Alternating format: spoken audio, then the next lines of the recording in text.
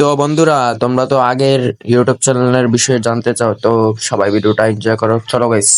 سبيل الدموع سبيل مريح تنهدى يا صاحي كي আসসালামু আলাইকুম গাইস, তোমরা কেমন আছো? জানি সবাই ভালো আছো, আলহামদুলিল্লাহ আমিও তোমাদের অশেষ রহমতে ভালো আছি।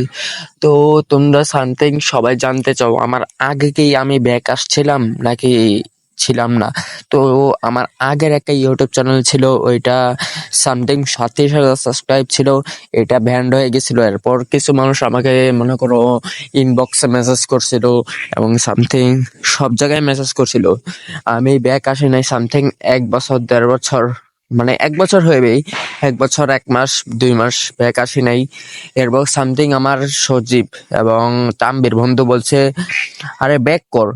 অবশ্যই তোর অডিয়েন্স সবাই আমাকে বলতেছে, আমারে সব জায়গায় বলতেছে, ফেসবুকে টিকটকে বলতেছে ব্যাক আস, সবাই ব্যাক আসতে বলতেছে। তো আইসা পর, অনেকদিন তো ইউটিউবে আসিস নাই বছর। তো অবশ্যই সবাই ভালোবাসা দিব ইনশাল্লাহ, আইসা পর ইউটিউবে।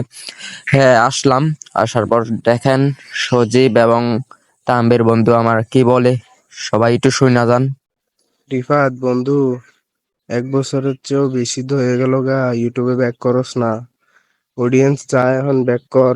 বন্ধু রিফাত, প্রায় তো 1 বছর উপর হয়ে গেল ইউটিউবে ব্যাক করস না। তো তোর অডিয়েন্সরা আমাকে বলতেছে ইউটিউবে ব্যাক করতি, আবার আগের মতো ভিডিও দিয়ে ভালোবাসা নিতি তোর অডিয়েন্স। আমার বন্ধু সজীব আর তাম্বের কি বললো এই বয়সটাতে সবাই শুনতে পাচ্ছ, কিন্তু এই জগতে আমি আসতাম না। আমার বন্ধু এবং সজীব তাম্বের বলাতে আসলাম, ইউটিউব জগতে আসলাম, ফেসবুক জগতে আসলাম, টিকটক জগতে আসলাম।